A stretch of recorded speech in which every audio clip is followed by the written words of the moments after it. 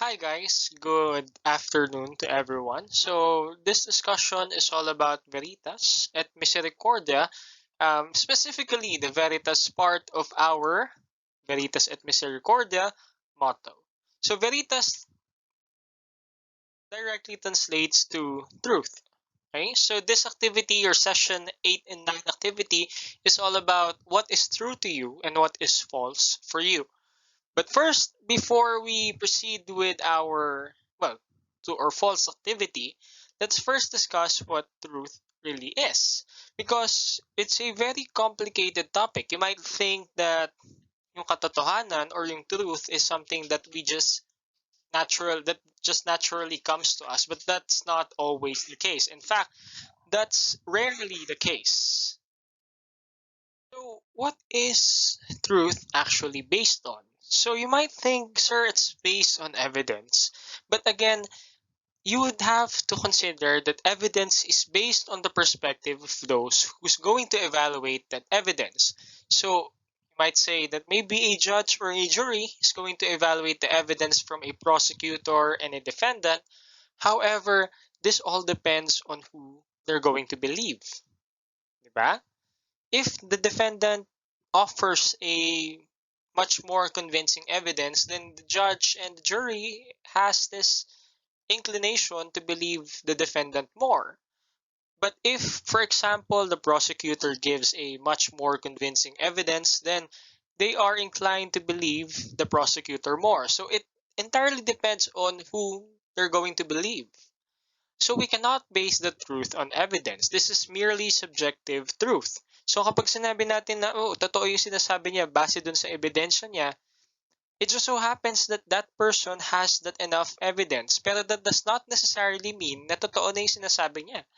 Remember that evidence can be fabricated. Pwede natin siyang gawin, pwede natin siyang doktorin, pwede natin siyang i-plant, di ba? So, for example, yung sa drug war natin, sa mga corrupt policemen natin. So, not necessarily yung mga corrupt policemen natin. I'm not saying that all of them are, but again, may mga cases, di ba, that sinasabi nila na nagpa-plant daw ng evidence doon sa tao. So, sino yung paniniwalaan ng judge? They have evidence na etong tao na to ay may dalang droga, pero yung droga na yun pala ay galing pala dun sa mga nang aresto sa kanya. So how would you then believe, sino ba yung paniniwalaan mo, yung police or yung criminal? When in fact, di naman talaga dapat siya i-consider na criminal kasi nga, he was just framed. So we cannot base the truth on evidence. This is just situational. This is just based on the perspective of the people who's going to evaluate the evidence. Okay, so definitely not evidence. Baka iniisip nyo, sir, kung hindi evidence, maybe we can base it on a consensus. Consensus, ibig sabihin maraming tao yung nag-agree na totoo to. For example, science. For example, yung mga standards natin in society. There are lots of people that agree that our standards of society is like this or like that. But then we have to consider that there is also this phenomenon called the Mandela effect. Okay, so are you familiar with this Mandela principle or the Mandela phenomenon? This is a very unusual phenomenon. So just let me just explain the story of how it came to be called the Mandela effect. So there was this influencer, there was this person, he's very influential. His name is Nelson Mandela. I'm sure narinig niyo na yung pangalan na yon. So if you're not familiar with what he did, he was just basically a martyr that changed the course of a country. So si Nelson Mandela was a very influential person. He in fact was a martyr. And then he was jailed and he was locked up in prison for what he was trying to do. Okay? But the thing about that is people believed, a large group of people, maraming tao, naniniwala na even though nasa kulungan pa lang siya, naniniwala sila na patay na siya. In fact, naniniwala sila to the point na they convinced themselves na kasama pa sila dun sa burol ni Nelson Mandela. They even went as far as thinking na kasama sila nung nilibing si Nelson Mandela. When in fact, he was just alive and well and is inside a prison cell. Diba? That illustrates my point. we cannot base again the truth on consensus kasi it is based on what we agree upon. Diba? Paano kapag mali yung pinag-aagrihan natin? Like for example, yung kinikwento ko sa inyo na Mandela Principle or Mandela Phenomenon. Diba?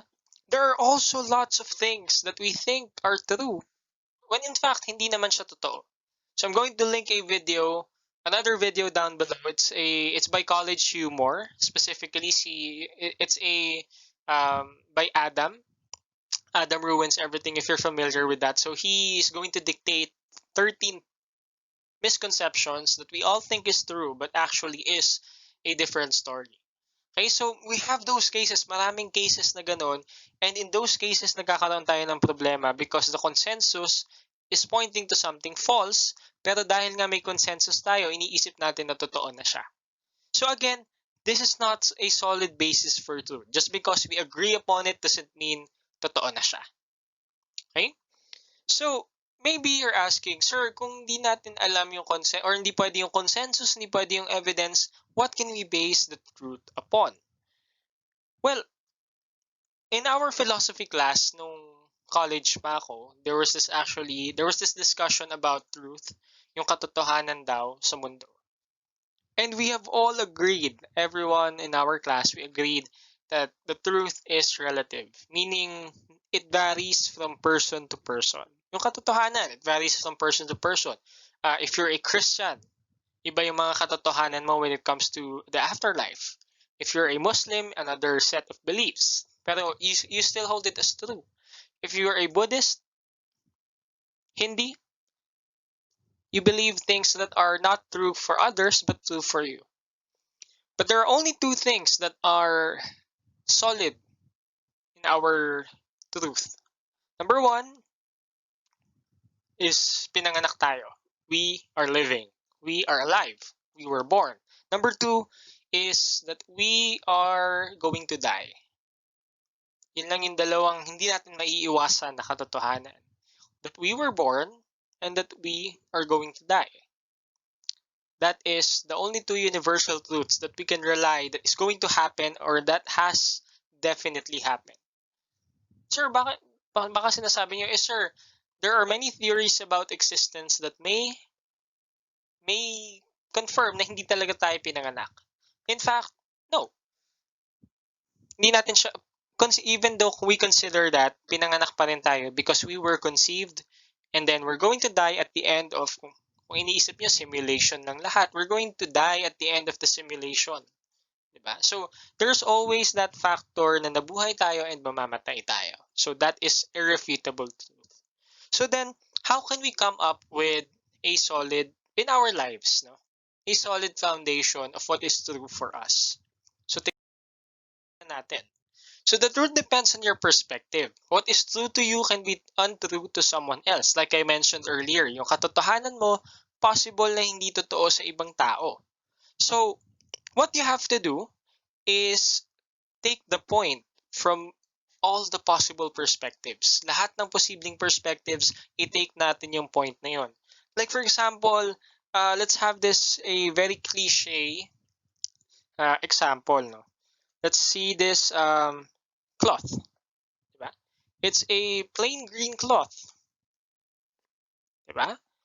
And habang pinapakita ko sa inyo to, you're going to believe and you're going to see na oo nga, it's a plain green cloth. From your perspective, anong kulay ito? Green. It's plain? Yes.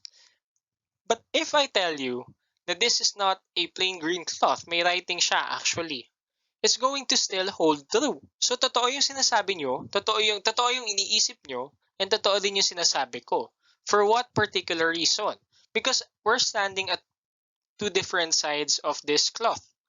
Kumbaga nasa magkaibang side tayo ng coin. So, if I flip this over, then yung nakikita ko na is yung walang sulat na side and kayo, dito tayo sponsored baka isipin nyo. No sponsorship. So, baka isipin nyo, but yan, may writing na siya. Okay? So, before we judge others that are, inisip nyo, hindi totoo yan, sinasabi mo. Let's look at things from their perspective first. Tignan muna natin yung bagay na tinitignan nila sa kinatatayuan nila. Okay? Kasi most of the conflicts sa mundo natin nangyayari dahil sa disagreements natin sa katotohanan. We have religious wars, we have political wars, we have wars that are based on culture, no? Dahil hindi natin naiintindihan yung kinatatayuan ng ibang tao. I always see this picture in the internet, no? Sabi nila, there was this corporation that's offering an indigenous tribe, yung mga secluded tribes, no? Yung mga uncontacted tribes, kina-offer nila ng progress. Sabi nila, we're trying to offer you progress. Bakit niyo na-reject? And then ang sabi nila, like, syempre, it's a heated dispute, no? Sabi ng mga tribesmen, your idea of progress is different from our idea of progress. Kasi yung progress sa amin is protecting the rainforest, protecting the trees, protecting the animals. So yun yung progress sa kanila, but not for the big companies that aim to make money. So, case in point, iba-iba yung mga katotohanan base dun sa mga pinaniniwalaan natin. So, respect other people, respect their beliefs, and bago mo sabihin na, hindi, mali ang iniisip mo, punta ka muna dun sa side niya, tignan mo muna yung tinitignan niya. Okay? We always have this misconception na kapag nandun tayo sa magkaibang part ng coin, pag magkaiba tayo ng part ng kinatatayuan, hindi naman ibig sabihin na kailangan atakihin na natin yung ibang tao. We can just respect what they believe in. We can just respect their truth, and then baka mamaya we can convince them na go on to our side. So, question, hindi ibig sabihin ba nun mas tama yung sa akin? No. It just simply means that you are more convincing than the other person. You have both merits. Pareho kayo, totoo yung sinasabi nyo. Okay? And if you have the time and if you like reading, I would recommend the book 1948. Tama ba? I forgot the title eh. Yeah, I guess so. It's about a government, a dystopian future that where a government controls everything, no? In which case, yung katotohanan is controlled by one person only. Okay? Kapag sinabi niya, it automatically becomes true.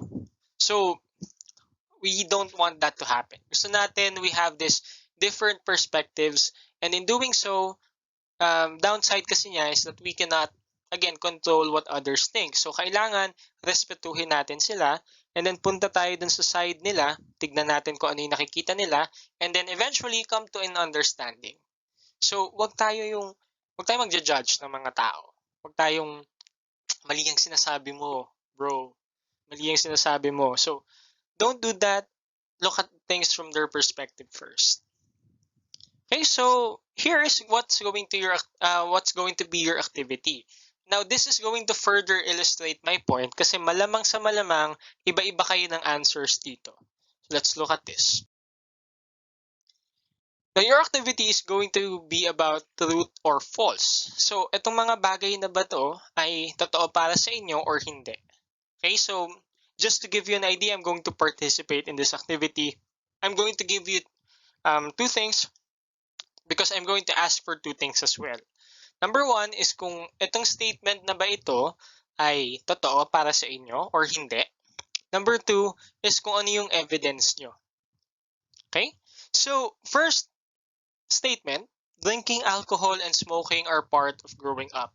This is false for me. Hindi yan totoo para sa akin. Bakit? Because when I was growing up, I was never tempted to drink alcohol or smoke. I did try, but hindi ko gusto yung lasa. Hindi ko talaga nagustuhan yung lasa. So, right now, ngayon, I do drink, but it wasn't part of my growth as a person. Diba? So, umiinom ako kapag wala nang malamig na inumin sa ref na may lasa. Kasi diba sometimes gusto talaga natin yung may lasa. So, kapag wala nang malamig na inumin na may lasa, susubukan ko yung alcohol. Okay, but again, I don't drink for pleasure. I drink it for sustenance. Also, smoking. Ayoko talaga ng smoking. Next, human beings are bound to commit mistakes. Yes, this is true for me because human beings are imperfect beings and we are bound to commit mistakes. And it also depends on how you define mistakes. Okay, so depende yan sa tao. But again, everyone is bound to commit something that is wrong. Next, a human person can lose his dignity. Again, depends on how you define dignity. But again, this is true for me. No? Sometimes kasi personally, a person within himself can lose the dignity. Okay, so sad when it happens, but it does happen from time to time. Next, copying and pasting from the internet hinders one from his or her search for truth. So this is false para sa akin. Bakit? Kasi you don't necessarily have to avoid copying and pasting. Pwede naman mag-copy and paste. It's not a mortal sin. Hindi kayo kukulong dahil dyan. It's just maybe kapag claim nyo yun as your own work. So hindi kayo nagbigay ng credits to the owner, possible na ma-claim yun as plagiarism. But it does not hinder from your search of truth kasi baka mamaya yung kinopy at pinaste nyo yun mismo yung hinahanap nyo. So baka mamaya yun talaga yung kailangan nyo para mag-advance pa yung search nyo sa truth or sa katotohanan. Next, it is all right to tell a white lie to save someone from disgrace. I guess totoo to, no? For me. Sometimes you can give them a chance to do right by themselves. So, wag natin silang i-expose basta-basta para sa akin. Kasi ako, I always like giving chance to people. So, kapag binigay mo yung chance na yun sa mga tao, maybe they can save themselves from disgrace. Okay, so hindi mo naman siya necessarily pinagtatakpan. You're just basically giving them a chance to correct their mistakes. Next, reading your daily horoscope determines your day's luck. No. Definitely a false for me. Bakit? Kasi I've never believed in horoscope. In fact, this is one of our entertainment nung high school kami, no? Kasi when I was in high school, we were required to read newspapers 30 minutes prior to class. So binibigyan kami ng newspaper ng school and then kailangan naming basahin. And then kami as boys will be boys, hinahanap lang namin lagi doon yung sports, yung comics, yung horoscope, yung entertainment section ng newspaper. And then whenever I read the horoscope, ang napapansin ko lagi, it's very broad and general. Ibig sabihin, it can apply to anyone. So it does not necessarily mean na yung horoscope na binabasa mo applies only to you because again, it's very broad. So any horoscope actually can say na it applies to them. So definitely false for me. Next, telling and spreading gossips is unavoidable. Yes, definitely para sa akin, totoo to. And does not necessarily mean na chismoso ako, although I do love a bit of chismis in my life. Kapag sinasabi kasi nating unavoidable talaga ang telling and spreading gossips, it's because humans are very, very social creatures. They crave the interaction with other people. Okay, so minsan naubusan na tayo ng sinasabi, nangyayari na pupunta na tayo dun sa realm ng chismis. So, unavoidable talaga siya. Next, human beings by nature are good. This for me is false. I don't believe that human beings by nature, human nature tuloy, parang beauty shop yata yan, are good. Why? Because I believe that humans are animalistic in nature. So, hindi man natin naiisip, but humans are actually a lot more savage than we think. We're civilized kasi wala tayong problems or we don't have the problems right now. Pero paano kapag dumating na dun sa point na meron ng apocalypse, meron ng catastrophic events? It's every man for himself. Now, siguro iniisip nyo, may mga heroes, yes, definitely meron. No? But most of the people, the majority, is going to revert back to their animal survival instincts, every man for himself. Diba? That is not far off from happening. So I believe that humans by nature are good.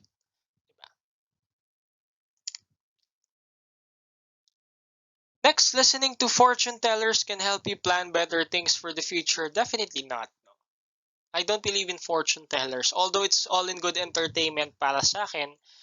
If ever na may magpo-fortune teller sa akin, I humor them naman. Next, if you don't have anything good to say, don't say it. False for me. This is especially false for me, no? Kasi ako, I'm a very frank person, especially with the people I'm close with. No? Kapag meron silang ginagawa hindi nakanais-nais, may mga ginagawa silang hindi na masyadong maganda, I always point it out to them. Kahit masasaktan sila. Okay, kasi yung mga tao na yon, I love them, I care for them. So iniisip ko, kapag sinabi ko to, kahit masaktan sila, kahit magalit pa sila sa akin, at least I've given them a point to reflect on.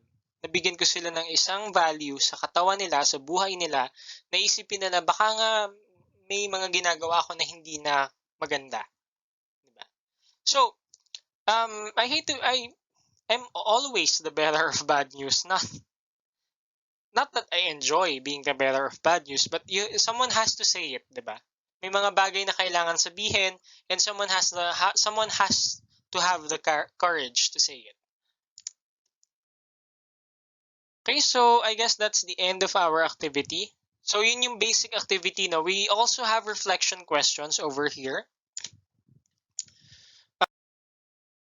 Number 1, does the truth always matter to you? Number 2, do we have to speak and seek for what is true all the time? Number 3, how do you judge the truth? What are the ways that you've tried in search for the truth? Okay, so number 1, sagutin ko para sa inyo, no? So we can have this activity together. Does truth always matter to you? Yes, para sa akin, it always matters. Gusto ko lagi yung katotohanan, no? But like I mentioned, there are ways to bend the truth. There are ways to hide the truth. Iliko natin yan ng konti. We can still consider it as true, pero hindi na siya entirely true. Or rather, na-bend na siya. Okay? Number 2, do we have to speak and seek for what is true all the time? Explain your answer. I guess para sa akin, yes, because if you're seeking for the truth, then you should also be speaking the truth. Kung hinahanap mo yung katotohanan, dapat ikaw din nagbibigay ng katotohanan. Okay? But again, like I mentioned in the first part of our lecture, let's try and respect other people. Subukan natin sila, sige, hayaan mo muna sila, let them explain their side, and then, isipin natin, okay kaya yung side nila?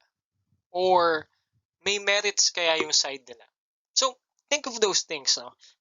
Kapag pinag-uusapan kasi natin yung katotohanan, again, these are very complex things.